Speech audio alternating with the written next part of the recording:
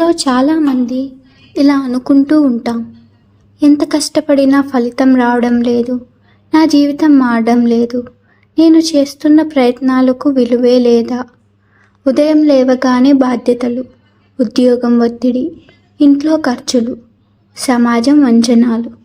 మన జీవితం కూడా ఒక యుద్ధభూమి లాంటిదే. కురుక్షేత్రం అనేది ఒక ప్రదేశం కాదు, మన మనసులోనే అది ప్రతిరోజు జరుగుతుంది. కురుక్షేత్రంలో అర్జునుడు శక్తివంతుడు, ధనుర్ధారి, అనుభవజ్ఞుడు. కానీ యుద్ధం మొదలు కాకముందే అతని చేతులు వణికాయి. అతను చెప్పిన మాటలు గమనించండి. ఈ యుద్ధం నాకెందుకు, గెలిచినా నష్టమే, ఓడినా బాధే. ఇది అర్జునుడి మాటలు మాత్రమే కాదు, ఇవి ప్రతి ఉద్యోగి, ప్రతి తల్లి, ప్రతి యువకుడి మాటలు. శ్రీకృష్ణుడి జీవన సత్యం. అప్పుడు శ్రీకృష్ణుడు ఏమన్నాడు? కర్మణ్యే వాధికారస్తే మా ఫలేషు కదాచన.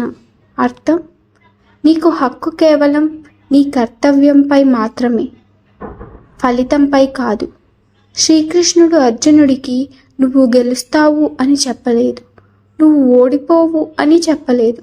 అతను చెప్పింది ఒక్కటే, నీ కర్తవ్యం నుంచి తప్పించుకోకు. మన సమస్య ఏమిటంటే ఫలితం రాకముందే భయపడతాం, ప్రయత్నం ఫలించకపోతుందేమో అని వెనక్కి తగ్గుతాం. కానీ కృష్ణుడు చెబుతున్నాడు, ఫలితం నీ చేతిలో లేదు, కానీ నీ ప్రయత్నం నీ చేతిలో ఉంది. ఒక టీచర్ ఉదాహరణ. ఆమె నిజాయితీగా బోధిస్తుంది, కానీ వెంటనే గుర్తింపు రావడం లేదు. ఆమె కర్మ ఈక్వల్ టు బోధన, ఫలితం ఈక్వల్ టు భవిష్యత్తులో మారిన విద్యార్థి జీవితం. ఒక ఉద్యోగి రోజు కష్టపడుతున్నాడు, ప్రశంస రావడం లేదు, కానీ ఆ క్రమశిక్షణే ఒకరోజు అతన్ని ఎదుగుదలకు తీసుకెళ్తుంది. ఒక తల్లి, తన త్యాగం ఎవ్వరూ గుర్తించరు, కానీ అదే త్యాగం ఒక మంచి మనిషిని తయారు చేస్తుంది.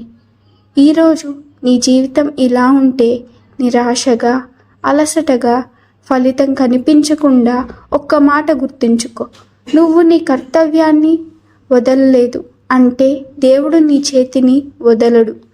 కృష్ణుడు అర్జునుడితో యుద్ధం చేశాడా? లేదు. కృష్ణుడు మార్గం చూపించాడు, నడిచింది అర్జునుడే. ఫలితం కోసం కాదు, నీ ధర్మం కోసం పనిచేయి, ఫలితం నీ వెంటే వస్తుంది.